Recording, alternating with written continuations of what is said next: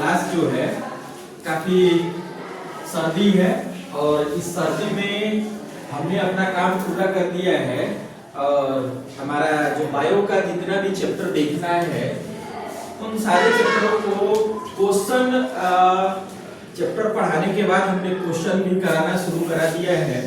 और इसी क्रम में अब हम सोच रहे हैं कि चूंकि सिलेबस पूरा हो गया है और आज 9th बी का यह जो सेक्शन है इसमें हम रिवीजन शुरू करते हैं। हम उन बिंदुओं को देखते हैं या आपको ऐसा लगता है कि कोई ऐसा बिंदु था या चैप्टर का कोई ऐसा टॉपिक था जिसको हम समझ नहीं पाए।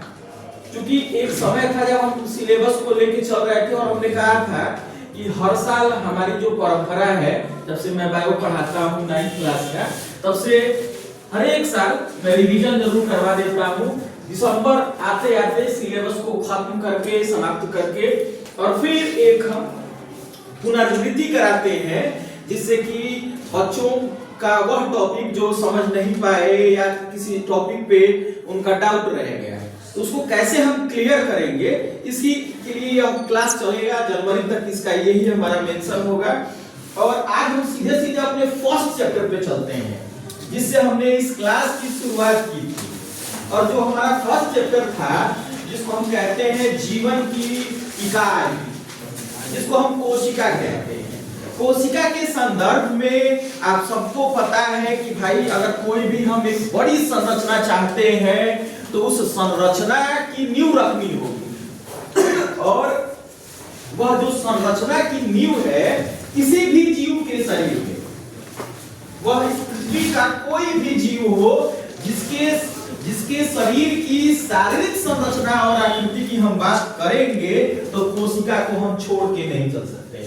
तमाम जो भी टीचर हैं या जिन्होंने भी इस क्षेत्र में काम किया है उन सबका एक मत था कि भाई कोशिका जो बायो की एबीसीडी है, जिस तरह हम अल्फाबेट में इंग्लिश पढ़ना शुरू करते हैं तो एबीसीडी पढ़ना शुरू करते हैं, उसी तरह यह जो हमारा चैप्टर है फर्स्ट चैप्टर जो है जीवन की आधारभूत संरचना, जिसको हम मुख्य तौर पे हमारा जो फोकस बिंदु है वह सेल है, कोशिका है, तो इसी पे हमारा फोकस होगा। और कोशिका जो है आप जानते हैं कि कई तरह से इसको हम परिभाषित कर सकते हैं। परिभाषा का मतलब क्या है, हमने बार बार कहा कि किसी भी विषय वस्तु को जब हम समझते हैं और समझने के उपरांत उस पर अपनी बातों को रखते हैं कि किस तरह और किस बिंदु से हमने समझा, वही परिभाषा है, वही डिफिनीशन है। तो जीवन की संरचनात्मक और क्रियात्मक इकाई को हम कोशिका कहते हैं। आप इससे भी समझ सकते हैं कि इस भवन को देख रहे हैं और इस भवन का एक ऐसा भी दिन होगा कि नींव के लिए मिट्टी हम हटाए होंगे और उसमें पहला एक ईंट का टुकड़ा हमने रखा होगा और फिर उस ईंट के टुकड़े से फिर जो बड़े ईंट है उनको लगाना शुरू किया और फिर एक समय आया है कि एक ये भवन, और जिसका नाम हम क्लास भवन या क्लास या उपवर्ग के नाम से हम जानते हैं कि ये फला क्लास है। उसी तरह जीवन की जो मौलिक और संरचनात्मक तथा क्रियात्मक इकाई है उसको हम कोशिका कहते हैं। Cell is a basic unit of life. जीवन की जो संरचनात्मक इकाई है, क्रियात्मक इकाई है, वही कोशिका है। इसमें हम कोशिका के संरचनाओं को देखेंगे, कोशिकाओं के अंदर कौन कौन से ऐसे कोशिकांग हैं उनके नामों को देखेंगे, उनके कार्यों को देखेंगे और फिर हम आगे बढ़ेंगे।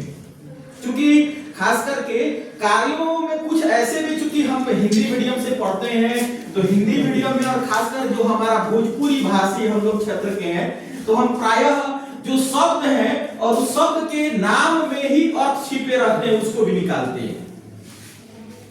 और जैसे हम लोग कहते हैं भोजपुरी में, जैसे आपको हमने उदाहरण दिया था नील गाय, तो भाई कौन सी गाय है जो हम लोग को दूध नहीं देती है? नहीं, तो हम लोगों ने कहा कि नहीं ये घोड़पड़ास है। क्या है? घोड़पड़ास। क्यों भाई? तो घोड़ा की तरह दौड़ते रहता है और आप देखते होंगे भैंस का जो मेल वाला चाइल्ड है जिसको हम लोग गांव में पाड़ा कहते हैं, उसी के तरह ये बिना काम का दौड़ते रहता है खेत में और खेत की सारी जो खेत को बर्बाद करना, ऐसे प्राकृतिक दृष्टिकोण से देखते हैं तो हर हर एक जीव का महत्व है इस पृथ्वी पर, तो हमने नाम रख दिया घोड़पड़ास। घोड़ा की तरह दौड़ता हो और पाड़ा की तरह चढ़ते रहता हो, किसी का खेत किसी का फसल। तो प्रायः इसमें उसके बाद हम इसमें देखेंगे कि भाई सेल थ्योरी क्या है, कोशिका सिद्धांत क्या है। और कोशिका सिद्धांत में हम स्लेडन साहब, स्वान साहब और रॉबर्ट विर्चो का जो सिद्धांत है उनको भी देखेंगे। फिर हम देखेंगे कि कोशिकाओं का हम विभेदन करेंगे कि जंतु कोशिका और पादप कोशिका में अंतर क्या है, कौन से ऐसे कोशिकांग हैं जो पादप कोशिकाओं में पाए जाते हैं और जंतु कोशिकाओं में नहीं पाए जाते। इस पर भी पूरा अब हमारा एक क्लास चलेगा और हम इसको निरंतर देखेंगे। फिर हम देखेंगे कि इसके अंदर प्रोकार्योटिक कोशिका और यूकार्योटिक कोशिकाओं का मतलब क्या है। तो इस तरह बिंदुवार एक संक्षिप्त में ही, चूंकि अब तो क्लास हम लोग रिवीजन क्लास कर रहे हैं, तो हम इसमें एक हम अपना हर एक बिंदु पर और दूसरी की आपसे भी हम लेंगे कि आप यह बताइए कि इस चैप्टर में आपको कहाँ दिक्कत था, या कहीं क्वेश्चन आप कर रहे थे तो यहाँ आइए इस क्वेश्चन में दिक्कत हुआ, उनको हम सॉल्व आउट करेंगे। और यही हमारा रिवीजन क्लास है, ठीक है। तो फिर हम इसको और आगे देखते हैं।